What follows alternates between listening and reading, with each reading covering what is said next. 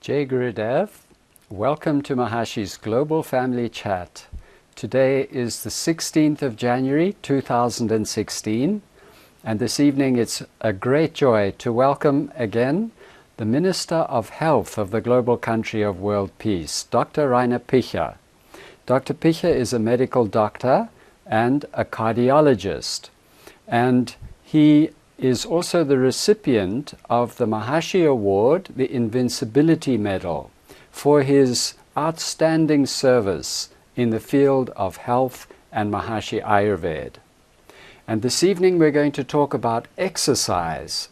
And before we start with the first question, it may be good for everybody to have the vision that Mahashi was in favor of integrative medicine, which means anything that works well and is shown by medical research to be working well, that we are in favor of. So, Dr. Picher, let us start by asking, why is exercise important? Thank you for inviting me, Dr. Swan. And first of all, you're absolutely right that Mahashi wanted to use integrative medicine, which is a combination or usage using the ancient wisdom of Ayurveda and modern medicine, and to integrate and combine it and use the best of that mankind has brought out. And exercise is indeed very important. Mahashi himself very much inspired and invited all of us to practice daily Mahashi Yoga Asanas, which is a form of exercise. It's called resistance and flexibility training. That is also very important. But also aerobic exercise, when we think about hiking and walking and biking and jogging and swimming and this type of endurance or aerobic exercise. And all these three types of exercise, this means aerobic exercise, resistance exercise, and stretching and flexibility, are all very important for various health aspects. And this is one of the few things that modern medicine has brought out that actually can prolong life. It definitely, and this is of course all what I'm saying here is supported by plenty of peer-reviewed research, really high evidence-based medicine, that exercise has a huge range of benefits. I mean, the simplest is that while exercising, we consume or we consume the energy within the body from what we eat, and this is a good way to maintain a good weight.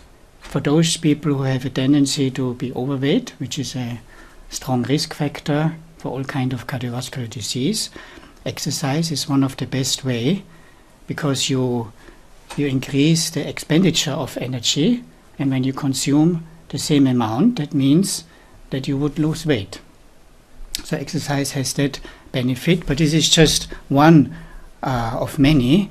And just when we think of Mahashi Yoga Asanas, which is a resistance training beside flexibility, of course the main purpose of Mahashi Yoga Asanas is to prepare for real yoga, for the unified field experience.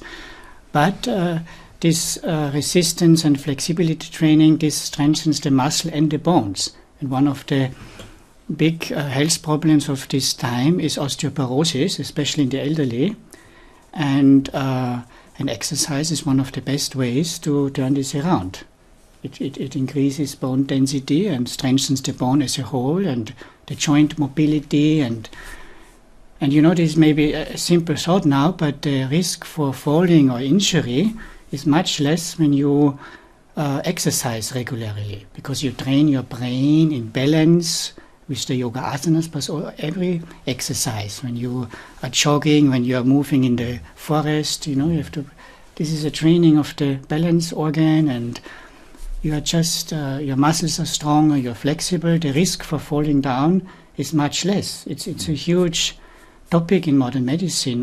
The elderly falling down, they, break the thigh, and then they are, forced to lie in bed, and it's sometimes very difficult to get up back again from lying. So exercise has this advantage. This is a preventive, and maybe I have more great, but just to give you the range of the benefits recently, in the last maybe decade, there are several cancer types that are reduced when you do regular exercise, such as the most common, like colon cancer and breast cancer, which is the most common cancer in women.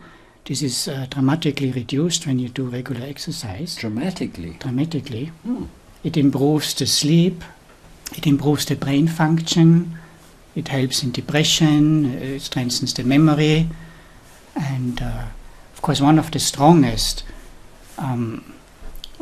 data from research we have is the prevention of cardiovascular disease. That means heart attack and stroke are very much reduced. There are very strong data on that, and this is the most common disease and the number one and number two deaths in the world these days. Stroke and heart attack are still number one, and by doing exercise, it's even the other way around. To be inactive is now one of the major risk factors, approved and recognized risk factors for cardiovascular disease. So in the previous Sitting time, around. Yeah, when you asked, do you smoke, have high blood pressure, the standard questions. Now you have to include, are you predominantly sitting, or are you inactive or active? This is part of the evaluation of your cardiovascular risk. So by doing not exercise, it's already a risk factor, and by doing, you reduce your chance to die from heart attack and stroke. So there are many more. It's just also your physiological well-being and your self-esteem, how you feel, and so there's really a lot of benefits confirmed by research. So there are several good reasons to do something. Dr. Picher, this is astonishing, because now you sit here as a doctor and Minister of Health and you tell me all these things. Then I think, why am I sitting here? I should be out there exercising. It strengthens the muscles and bones, increases balance, prevents falling, the risk of falling, good for weight maintenance, reduces cancers dramatically, some of them, and improves sleep, improves brain functioning, reduces depression, improves memory, prevention of cardiovascular disease, improves well-being, self-esteem, and this is all scientifically researched. Right. This is even in preparation of tonight's chat. I looked up the statement of the World Health Organization, and the World Health Organization recently stated that a lack of physical activity contributes approximately to 17% of all heart disease and diabetes around the world, and to 12% of all falls in the elderly, and to 10% of breast cancer and colon cancer. These are huge numbers, this like heart disease, the number one cause of death. If there are millions of people dying every year, and if it's just almost 20% reduced, there are hundreds and thousands and millions of people who can be saved each year from having heart attack and stroke. So these numbers kind of remind me of the research on transcendental meditation and TM City program. So can you compare it, and would you say that apart from our TM, this is the most important thing we should do? Yeah, I still think that meditation, that the regular practice of transcendental meditation is the most important. And I think it's not either this one or the other.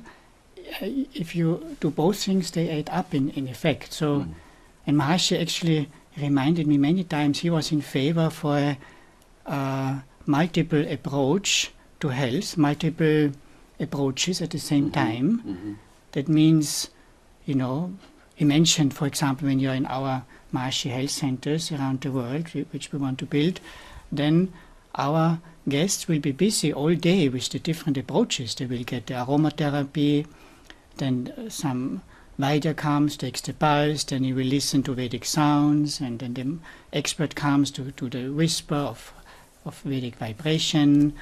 then you will have some massage, and then you do your asanas, and then you listen to some other sounds, and so the whole day, and you use the five senses and everything which has an influence on our health, that will add up. So by doing transcendental meditation and then doing our exercise, this you further improves, because transcendental meditation itself has been already proven to prolong life and to prevent heart attack and stroke. So this is all confirmed data. And if you would combine, I mean, I think you would see even more dramatic reduction in all these diseases. So first, most important, transcending, and second, exercise.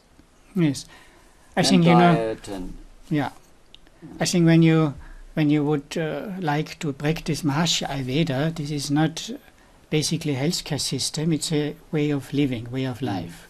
And so there's all day you recommend, as a Maharishi Ayurveda doctor, you recommend your patient, your client, for when he has to eat and how much and what, and how much sleep, and the meditation to prepare for activity, to do everything right, to avoid mistakes, and I think everything is important. There's nothing I would say priority. It's just that we should live a Vedic life, and most ideally to fulfill all of these requirements, have a good routine with proper rest and meditation, proper activity. This will help us in reaching our full capacity, our full brain potential, full physiological potential, to be happy all the time, have no pain and suffering, and be most effective in all our endeavors. So this, I think, should be the goal, and not give priority. For us, this is all. Ideally, you should do all of these things. And it's possible. You are effective with this. It doesn't take too much time, all of these things. Okay, so this brings us to the next question, and that is, would be the best types of exercise? Yes, so there are, as I said in the beginning, there are 3 different types of exercise, which is the aerobic exercise, and the resistance exercise, and the flexibility and stretching exercise. And you need from all of those 3.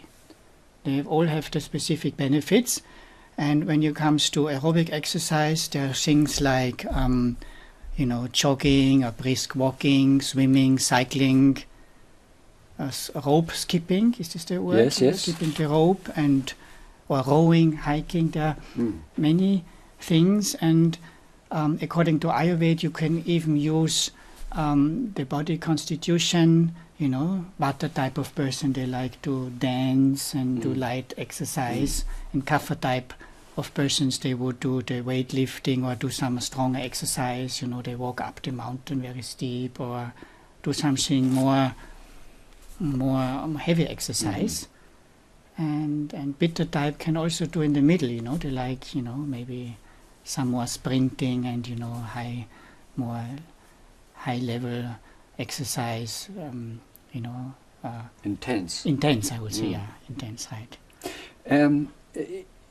Strength, for building strength, is that included in the flexibility, or is it in all of them, or is it all of them? Mainly in the resistance training. This is why when you lift weights, or when you do push-ups, or how do you say, biceps kind of training, and it's part of Maharishi Yoga asanas. This is not just stretching. There's some you have to hold the posture, and this you use your muscle which are moving them, but this is like the resistance training. And I just wanted to add, because you asked what type of exercise, I think the main thing is that you should have fun. You should just think that you do something that you like, because otherwise the experience is you just don't do it. If the doctor tells you you have to go out and, let's say, you have to bike or you have to run in the forest, and you don't like it, then some like to dance to music, some other to some kind of competition like tennis and squash, and they like to have a scoring system. And some, they want to just enjoy the nice fragrance of nature, see the forest, they walk around. So I think you should not force someone into something specific. People will know what they like, and you can guide them a little bit. Totally wrong would be if a Vata type of person goes to the weightlifting studio. He wouldn't Because there could also be of too much exercise or not appropriate way or amount of exercise that could be harmful, as with anything. It's not only good. There's a dose and a response, and as for anything, it can be too much and too little also. Mostly it's too little, because the world population, I looked at the trend of time, is actually that people are more and more sedentary. Is this a word? Sedentary, yes. Sedentary. Because, with the computers, you don't have to walk up much from your desk. You have everything. You send the paper electronically, and even so much aid in the kitchen, robot systems coming now for vacuum, and it gets easier and easier, and you just sit. You don't move. And your body is not made for this. When you don't use your body, you lose. When you don't use your bone, you lose your bone density. When you don't use your muscles, you lose them. You get weaker and weaker. So we have to use and train our system, our machine, which is also part of it is muscles and bones. Now, most of us, I for example, sit most of the day on the desk with the computer. So how much exercise should I do? I do my asanas and my meditation, and then I sit on the computer. And then either I cycle to the dining room or I walk to the dining room, and that's about 3 minutes. Yeah. But this is a good change in between, and you don't have to do so much. It's not that you have to do several hours a day. It's basically several hours a week. Some think 2 hours is enough. Most of the scientists feel that about 3 hours in a week is sufficient to gain the benefit. 3 hours a week. So that means about half an hour per day. And there's flexibility. You can do even every second day an hour. Some people like to do on the weekend. They hike for 2 hours, and they have done most of the weekly amount. But when you mention to sit at a computer, it's also important to take even 1 or 2 or 3 minutes every hour to just stretch and move and do some little exercise while sitting or standing, twisting, and do some stretching, simple stretching, or walk a few steps.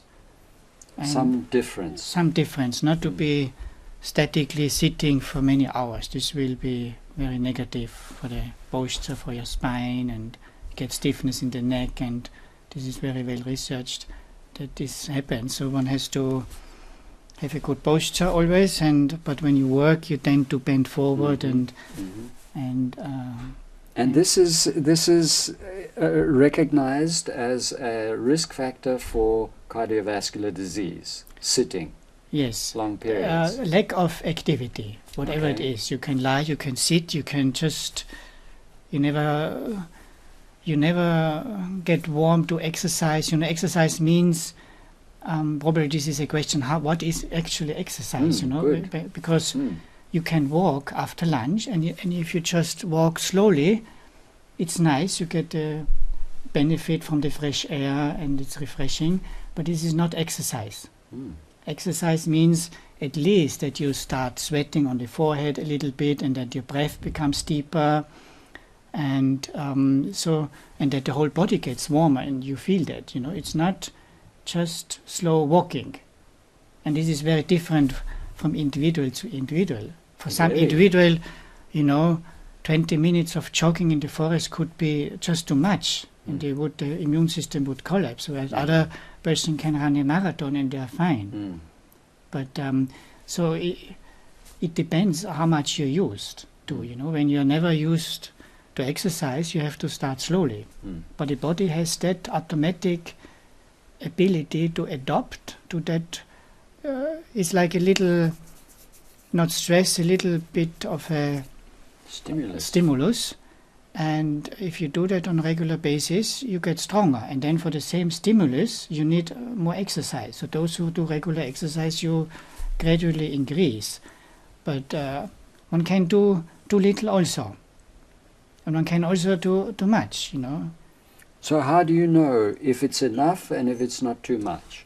Yeah, we have from the Ayurvedic text, there is some nice, they always say you should do half of your capacity, which matches quite well with the modern insights of modern medicine, because, like they say, between 40 and 60% of your maximum capacity of oxygen intake, that is how you measure. The maximum exercise level that you can perform, they measure by how much oxygen you are consuming. There are special tests for that. Maharshi actually wanted to have them. We have such a machine here. This is called spiroergometry. And there you measure how much oxygen with a little mask. And then half of it, 40 to 60%, would be the proper amount of exercise intensity for your daily workout. And that is what the Ayurvedic texts are saying. Use the half of your capacity. And usually that means that you still can speak while exercising. You know, if you're just so much out of breath that you can't even talk, if you do it, for example, with a friend together, then it's too much. And I think in Ayurveda it mentioned the nose. Okay. Because when you can breathe through your nose, then it's still okay.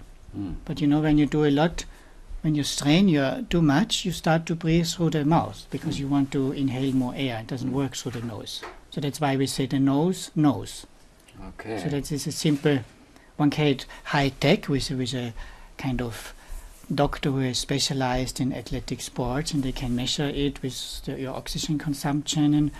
But these simple measures with the nose and you know, not feeling exhausted, just a nice feeling of getting warm, that is the proper exercise. Okay. Intensity. So, but we should get warmer. We should get warm. Yeah, warm and little sweating and more breathing, definitely more breathing, and the heart rate has to go up. Many people do it with a simple heart rate monitor. They have now, for little money, in every sports shop, you know, you get these little bells around the chest, and it measures very accurately your heart rate. And this may be too much detail, but one can calculate your maximum heart rate, and then you have your resting heart rate, and then you have the middle of it as your proper exercise intensity. Okay. That means, for example, your resting heart rate is 70 per minute, and then when you would perform to your maximum for a few minutes, and you would reach, let's say, 180. Okay. And between 70 and 180 is the difference is 110. Okay. And half of it would be 55. Okay. And that much you add to your resting heart rate, to 70, so you come to 125. When you reach that heart rate, then you should slow down. Okay. Like that. This is a very simple example. Okay. Good. So, not too much, but enough. Right. And this is the problem for most people, is we're not doing enough. And it's a worldwide kind of epidemic? It's a worldwide epidemic, and you know, there are some people who are in competition, they're doing too much. Some are too eager, one can also overdo. There is like an over-exercising syndrome that whereas one of the benefits of exercise I didn't mention is that it strengthens the immune system. You get less likely infections, and there are many reasons. We can go into detail. I've put it down here, but you know, there are cells in the immune system that get higher, and this what we call C-reactive protein. It's a marker for infection, for inflammation. This usually goes down. But you know, when you overdo, then also it can go the other way around. So then it's damaging. Yeah, then it can collapse actually. That's why someone who is not used to run a marathon and some are eager to be part of it, and they're not really prepared, and they do these 42 kilometers, and they end, maybe they get a lung infection and collapse. And does this go with the Ayurvedic concept of ojas, that too much exercise damages the ojas level? Yeah, one can say yes, because everything that is a stimulus and promote health then also promotes ojas. Ojas is the finest product of digestion, and while exercising you also improve your digestion, because everything is more circulated, and you move and massage even the intestinal area because of the muscles of the abdomen. Whenever you know, there's such an interlinkage of benefits, and but but it can be too much and also too little. And I just see here, maybe it's interesting to know, because we mentioned sleep as one of the benefits. It is, I think, very interesting, because sleep is very important. When you ask any Vaidya, they would tell you this is one of the 3 pillars of, like besides exercise or food and daily routine, a proper sleep is enormously important. And I, found it interesting that, there was some years ago I read, or there is in the Vedic text, it's mentioned that the brain gets cleaned and washed in the night. And it was like a strange, one feels is a kind of ancient imagination of how the brain would work. And they say the showers come down and one didn't know how.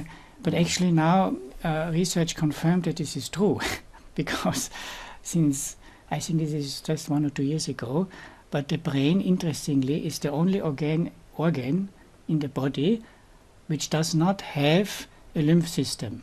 Oh.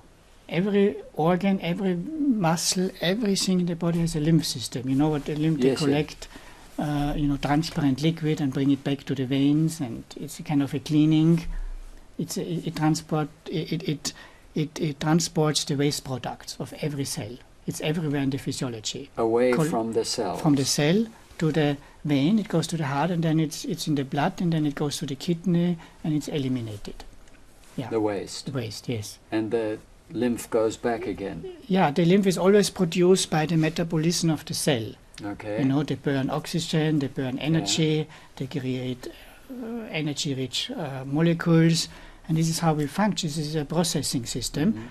And like any motor, like engine, there's an end product, waste product. It's partly not only water, there are molecules and things that have to be excreted. And this does the lymph system. Okay. And doctors and researchers wonder why the brain has no lymph system. It's one of the most important organs, and yet it cannot clean itself. It is a mystery. And interestingly, and that's why it took so long, they found out just 1 or 2 years ago, yes, the brain has a lymph system, but it's hidden, and it's only there in the night. And the reason for this is that the brain, due to the inactivity in the night, it starts to shrink a little bit. Not much, it's minor. But that opens up little channels along the vessels. Throughout the brain, the arteries and veins, they pervade the entire body like a tree. Yes. They reach every cell. And when the brain becomes a little smaller to the cooling down, like say 0.5 degree or something, or even less, a little bit less active, it's. Then it opens these channels. And then along, it's like a hair, very thin layer opens. Yeah. And then with this scintigraphic modern PET scanning and all these things, they could see that all of a sudden in night they saw the tree of the arteries, and there the lymph flows back along the arteries, and they reach the bigger and bigger ones. So you mean along outside then? No, inside the brain. Inside? Yeah. Oh. Because every cell needs the blood flow in the brain. So you have the carotid arteries in back and the 4 arteries, and they invade the entire brain. When you would just highlight or mark the artery system, it is like a tree with more and more branches. And from that along, there's a little gap that opens between the artery wall and the vein wall and the brain tissue. Due to the brain shrinking. And so this is an interesting finding, but it confirms that the brain, we can say, is really washed in the night, exactly as in the Ayurvedic text it is mentioned. And that's why it's so important to have a proper sleep. And here also exercise helps. People sleep better when they have done exercise. It's true. So we need to exercise, and that will give us better sleep, and then we will wash our brains better during the sleep. Yes. My goodness. So we better start exercising more thoroughly. Yeah, it's good to build it in your daily routine as a fixed agenda. It's not something that you should do occasionally. Otherwise you won't do it. There are then months and weeks perhaps that pass by without doing it. It should be part of your daily routine, as it is the case with our meditation program and yoga asanas, and it's. So is it that better to have the same thing each day, or Monday, Wednesday, Friday you have a long walk or a hike or a cycle or a... I think this is the flexibility and the individual choice. There is no... it doesn't matter when you do it. It can be every second day or every day. Just make sure that in a week you have at least 2-3 hours as a minimum. If it's more, it's better, but that should be good enough, 2-3 hours. If you do more, it's fine. And this is for men, ladies, Purusha, Mother Divine? Yes, for everyone, and they may have different types of exercise. Some, you can do also indoor cycling or something. It's nice to go out, of course, but, we have all... There are so many things that you can do, So the thing is to find something you like. Yeah, some like to play golf, and they're also out and they walk around for 2 hours. This is, But you don't get warm from doing that. Yeah, if you carry your thing and you can decide to walk brisk, I think. It depends. You can leisurely walk from one hole to the other, but you can also, you want to quickly be there, and there's like half a kilometer each time. It's okay. You can do brisk walking. Okay. Especially if you have to carry something quite heavy. Yes, so I think there are so many choices. And as I said, my experience is if you don't like it, you don't enjoy it, you will not do it on the long run. You need... And one thing is good, once you have started to exercise, usually there is a feedback of this well-being and, all this pain and stiffness, and you just feel better throughout the day, even while not exercising. You're fresh, your brain everything functions better actually. And usually those who act, they feel it, and then you get kind of used to it and don't want to miss it. Then you are into it. And what you were saying about memory improving through exercise, do you think this has to do with this washing of the brain at night? This could be one part of it, but there are also a lot of other mechanisms that are well researched. This is the most recent, that when you sleep better and exercise helps to sleep better, then there's definitely benefit in prevention for many serious neurological disorders. But there are chemicals in the brain that are increased when you do regular exercise, and these are dopamine, glutamate, norepinephrine, and serotonin. These are all hormones that interfere even with your mood and your well-being. Make you feel good. Yeah, and actually, this is not for our people interesting, but one thing is even that there are, due to neurotoxins, there are brain damages. Let's say if someone drinks regular alcohol, then exercise is proven to reverse it, to help to repair the brain damage more quickly. So it seems there are factors, also this kind of, when you exercise, you have this good feeling, there are endorphins, they're like your own morphine type, where you feel, no pain and happy and nice. These are endorphins. They are released when you exercise, and they make you feel better. So there seems to be a whole of different mechanisms that help the brain to function better. They say even that exercise induces the neuroplasticity of the brain, so it gets more flexible, and memory gets improved. So you improve your memory when you exercise. There are a lot of things going on in the brain that you don't think about when you walk. It's a very complicated thing, That's why they can't manage to create a computer with all these modern days of high tech. Just one step to the other, it will not look like a human. It's so many millions of processes have to feedback, and so you train your brain much more in comparison when you are all the time sitting. just by standing up and walking and looking where I have to step and not to step and biking and all these things and dancing, they train your brain. Dr. Picha, you know, there is this kind of, in those of us who've been in the movement for many years and decades, there is this kind of feeling that if you're not working, then there's something wrong, you know. We should work all the time. Now, this is not good enough, huh? We should work and play, exercise. Yes, yes. Hmm? I think we will be more efficient.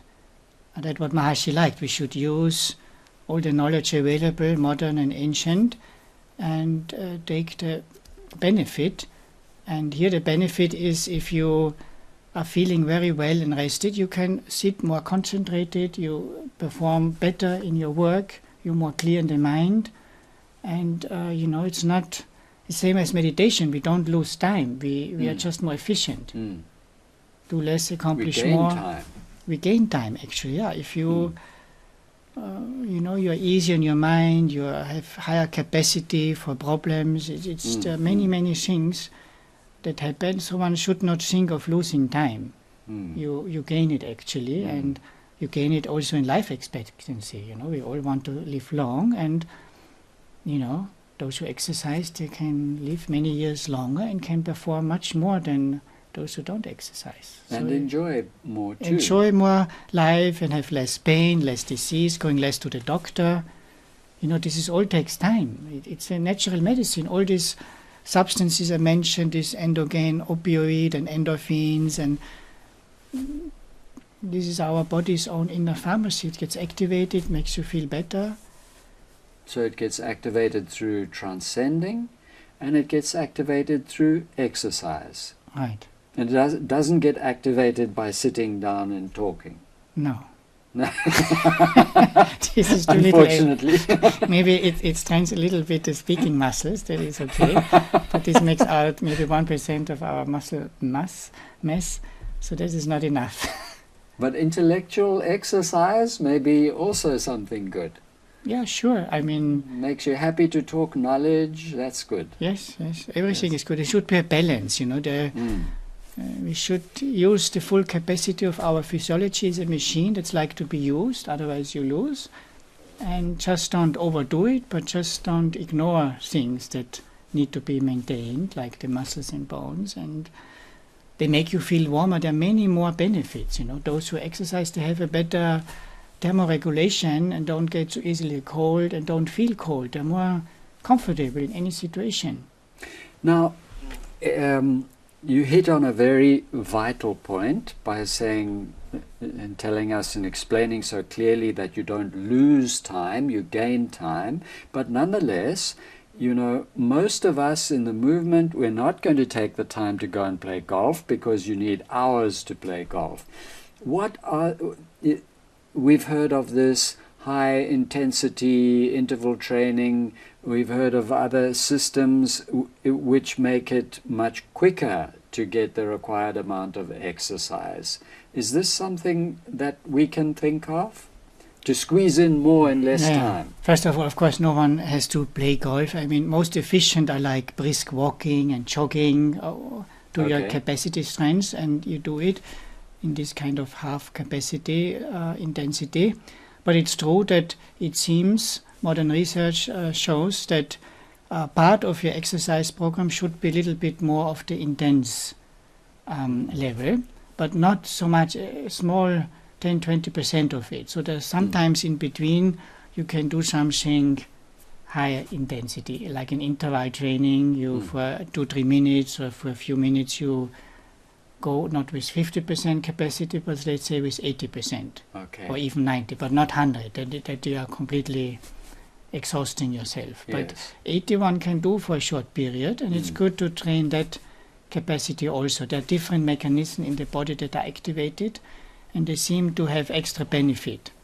You know, one of the benefits I didn't mention, or did I mention diabetes, is a huge problem. Yes, you did. And exercise is one of key lifestyle recommendations to help diabetes to be balanced again. And this interval training, you said not 100%. No, that 80 would be your maximum. absolutely maximum, you know. Then you That is like if you run away, if you like this fight or flight reaction, you know, in Yes. animals that they always say the human have also. You have a maximum capacity. Someone runs after you, wants to jump on you, the tiger, then you would give 100%. okay. But that is a pure stress for you. You can handle it, Mhm. but this is not what you should do. But 80% for short. Many people will not. It has to be properly. If you go in that high level, you should probably see someone who can advise, some sports Mm.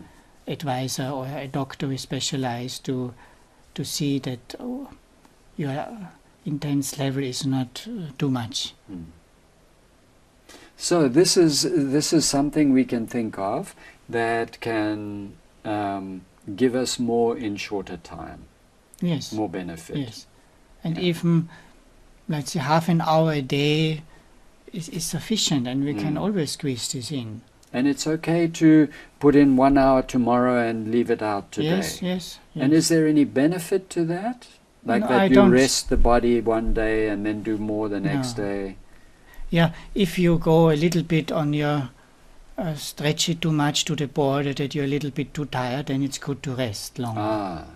But this is only when you do something extraordinary intense. Mm. Let's say you're on holiday somewhere, the mountains, you want to walk up to the top, and it's just halfway you feel it's a little bit straining, but still you continue, you would be quite exhausted. Mm. It's anyway not so recommended, not so much to be recommended, but then you should take at least 1 or 2 days rest when you do such an intense training, yeah. And what does it mean when you do something very quite intensively and then next day you're stiff, your muscles become sore and stiff? Yeah. That's not good, or it's okay, or? Yeah, it's not ideal. I think it's not a very dramatic thing, but it means you have done too much. It should not happen. You should have maybe a little feeling, but that means it became too acid, you overused your capacity, and the muscle becomes stiff and sore, then it was too much. So this is not the ideal scenario. Okay. It's not really any very negative thing. It will go away, but Mhm. you should not go to that limit that you are sore next day. Okay. So, Dr. Picher, it's been fascinating and eye-opening, and I hope that everybody in the movement is listening to this, especially the senior levels of the movement, and Purusha and Mother Divine, and governors and national directors everywhere are listening, and that they are all hearing that exercise is really one of the most important things we can do for our health and for prevention and for creating good health. Yes? Yes. Apart from transcending. One of the most important things we can Yeah, do. altogether, we should do our TM and CD program and everything. We should do our Maharshi Yoga asanas Mm, and pranayama, and all these things are important. mm, And exercise will add up an additional level, and benefit will come. So mm. And we should do something we enjoy, that's suited to our mind and body, that is nice for us, so that it's fun. This was very important. You said it should be fun. yes, And otherwise sooner or later you will not doing it. You will Yes. stop doing it. Yes. This is a law. So and you should do something that you do for the rest of your life all the time. It's not some but you core- can change. You can change, yeah. So more resistance today and more aerobic tomorrow, and Yes. like that is Or okay. Yeah. Then you have a period. You do some horse riding. Then you don't have this. You do some other things. You Mhm. know. There's so Okay. many things that Mm. exercise offers. So just make sure you like it, really, you enjoy it. And we should do it to the point where the body warms up and we start to sweat. To half our capacity, you should still be able to speak, and the nose knows. You're still breathing through the nose. If you have to start breathing through the mouth, then that's too much. Yes. Okay. And you can also use a heart rate measuring gadget and calculate that. And I'm sure that Mr. Google has all the information how to do it. Marsha was specifically interested in that, when Dr. Stüttgen was here, help of the health ministry. He was charged with having all this machinery here. And that would be a coaching program that as soon as there's somewhere a health center and we can think about using this, a coaching system, because when it goes to heart rate and even interval training, then it could become tricky for a layperson to do it right. So there need to be some advice, and we prefer a coaching system. You do something, and because people get discouraged sometimes, Some people do, for example, exercise because they want to lose weight. This is a typical example. So you recommend, it's good when you do exercise, you will lose weight. So he does it for 2 months, and he doesn't lose weight. So you say, it's not good for me. For me, it doesn't work. For me, it doesn't. You hear this? No, doctor, no, for me, it does not work. I've done it. But what then happens often that weight gain loses slow. Sometimes they overeat, of course. But when you measure those individuals who have done 2 months of physical exercise, then what usually happens, the amount of fat tissue is reduced, a few kilograms even, but the muscle mass has increased a few kilograms, and so the weight is equal, but the physical status and the health and all this balance and cholesterol and lipids is so much improved, so much higher capacity, so much more turnover and processing system, the ground level activity of the body is higher, and so many benefits are there. You just can let the person say, I have not lost weight, so it's all rubbish, doesn't work for me. And yet it has worked. Yes, and it's just not visible. That's why we felt a coaching system is necessary for those who are not so convinced. The others, they enjoy it, they do it. But it needs guidance, and there are benefits, and you have to tell the people, and then it gets a little bit more complicated. And Marsha was interested in to have that kind of exercise testing machine where you go to your full capacity under controlled conditions, and you measure blood pressure and see everything is all right, the heart capacity, and then you give advice, and then you hear the person again after a few weeks and months and reinforce and show him what has been improved. Otherwise, if he just has the scale and sees no difference, he feels discouraged. Many times, this is a typical problem amongst others. So this kind of coaching program with evaluation will be available in the Maharshi Health Centers. Yes, Maharshi wanted to have this. We had it here for some time, and I mean, it's not so... It's just a doctor has to have some interest in this, some kind of testing machine, and there can be simplified methods, but it's good to have the background of understanding the physiology. It can be done in a fitness center, some trained physiotherapist, but it needs some expert advice. It's good. Maharshi also wanted to have like this corporate program because companies, they like that their employees are healthy, and they know that exercise is good, but they just don't know how to transfer it to their people, and so they're interested in coaching system, that we would go there to their kind of company, they have a big hall, and every twice a week or whatever, you coach them, you have a training, you measure them, they come back, and that we could combine with the Transcendental Meditation program for corporate, and that was one of Maharshi's ideas, to have these two components as a coaching, corporate coaching also, So this could become available in the future? Yeah, I hope it anytime, because it's just we need... Somebody who'd like to do it? Yes. It needs to be a doctor? Yeah, at least trained it's easiest for doctors, but not necessarily, You get these exercise specialists? Yes, often now in these fitness centers where they have aerobic exercising groups, they have either a doctor or a sports technician. I don't know how it's called in English, but I know at least from Austria there's their own profession. They're trained in teaching sport to others, and they know about the heart rate and how to measure, and And you may just have to go to a doctor once, not to him, but to do a full capacity test. Mhm. And then with the result you can go to him and he will Guide figure you. out and guide you. Yeah. Mm. So this could be done anytime. Yeah. So if somebody's listening and they are involved in this area, they could yeah. Yeah. apply. And It needs to you. organization, you know. If you have corporate, you have to go. You need people to go Yes. there. You need time, dedication, Mm. and it needs focus. But this was one of Mahashi's ideas, and, sounds fantastic. and all of what Mahashi said should be implemented. It sounds as though there could be a whole big team and a team in each country doing this. Yes. Hmm? Because the companies, the big companies, what they fear most is that people always have a cold, are sick, they Yes, fall, yes, yes. and they lost with their, you know, when they Mm. fall out, when they are not in office because they're sick for one or the other reason. That's very much reduced when you do exercise. So they know it's good.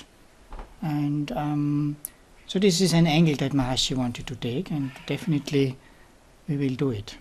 Wonderful. And then this, what you brought out about sleep, a pillar of health, one of the great 3 pillars of health, and that the lymph system becomes active at night and cleans out and washes out all the toxins from the brain, and so that the brain gets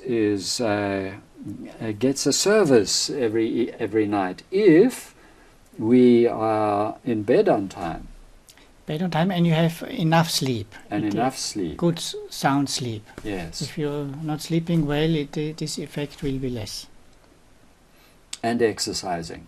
Yes, I think this is one of the reasons why when you wake up in the morning you don't feel fresh. It's maybe it wasn't sound sleep, interrupted, and you couldn't really clean Mm. your brain. Mm. It's really a cleaning. The Mm. lymph has to wash it out, and it just let's. For me, it was amazing that in the Yes. Vedic text you find it almost funny, little bit ridiculous, and then at the end it shows that it's It's absolutely. exactly that. It's exactly that. Yes. Wonderful. Thank you, Dr. Picha. This has been completely enlightening and inspiring, and I hope that everybody, including myself, will find some type of exercise that is fun for us all, and then implement that half an hour a day, every day. Hmm? Or group it into a few times a week, but approximately 3 hours a week. Right. Yes? Wonderful.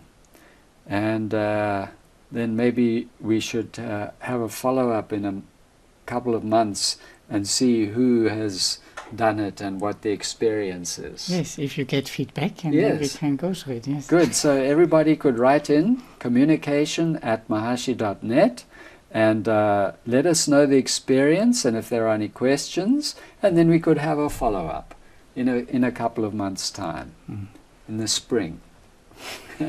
Thank you, Dr. Picha. Thank you, Dr. Swan. All glory to Mahashiji. He has brought out everything that is needed for us to enjoy ideal health and prolong our lives and experience bliss day and night, and